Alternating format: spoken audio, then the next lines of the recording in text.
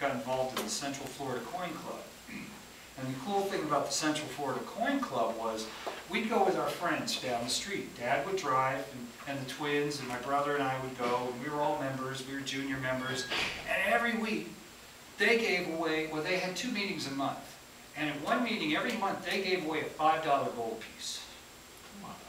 They gave away a $5 gold piece. It was the old Liberty, the old standard Liberty $5 gold piece.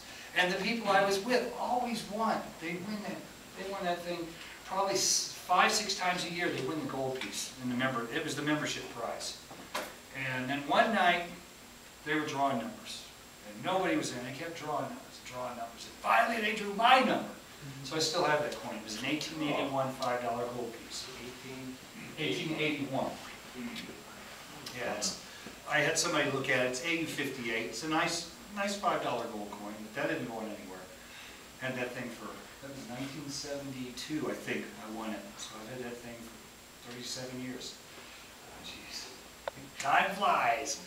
But about 1984, I went on vacation, went to upstate New York with a roommate of mine, came back home, and the place had been ransacked.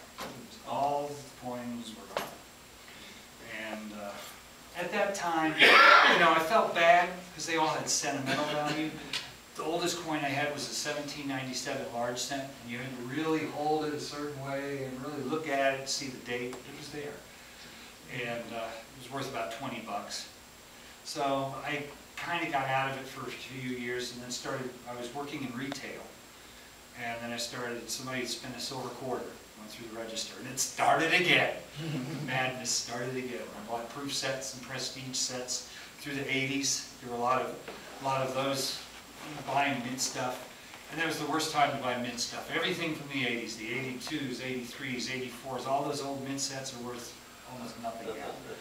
The prestige sets, all the 80s just, it seems like through the 80s everybody got aggravated because the mint put out so much stuff, everybody bought stuff, found out 5 years later it was worth nothing. So they quit buying it. So now, everything from the mid-90s, like 94, 95, a lot of the stuff is worth more money because nobody was buying stuff from the mint.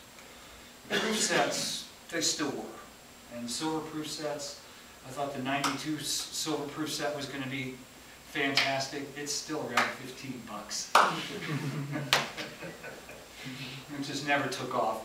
But I just kept collecting, and then about 1997 it was, I applied for a job where they wanted somebody that would count money from bus fares. And I got that job, and I ended up in accounting. And that's where I work today.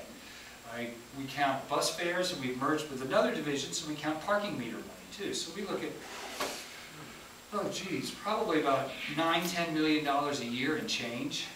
So when John says, I don't know if these quarters are circulating, I go, yeah, they are. They are. I see the 2009 quarters. They're out there. The Lincoln cents, they're out there. They're spending them, but you can't get them at the bank. But it's interesting because you see so much money come through. Most of the quarters are, most of the quarters and dimes are going to be 64s, 63s, Roosevelts, Washingtons. Somebody's dropped an 1899 Barber in a parking meter yesterday. About 6 months ago, somebody dropped an 1875S. I think it's, 1875S 20-cent piece in a parking meter. And how did it was XF. And how did you find it? I didn't find it. See, what happened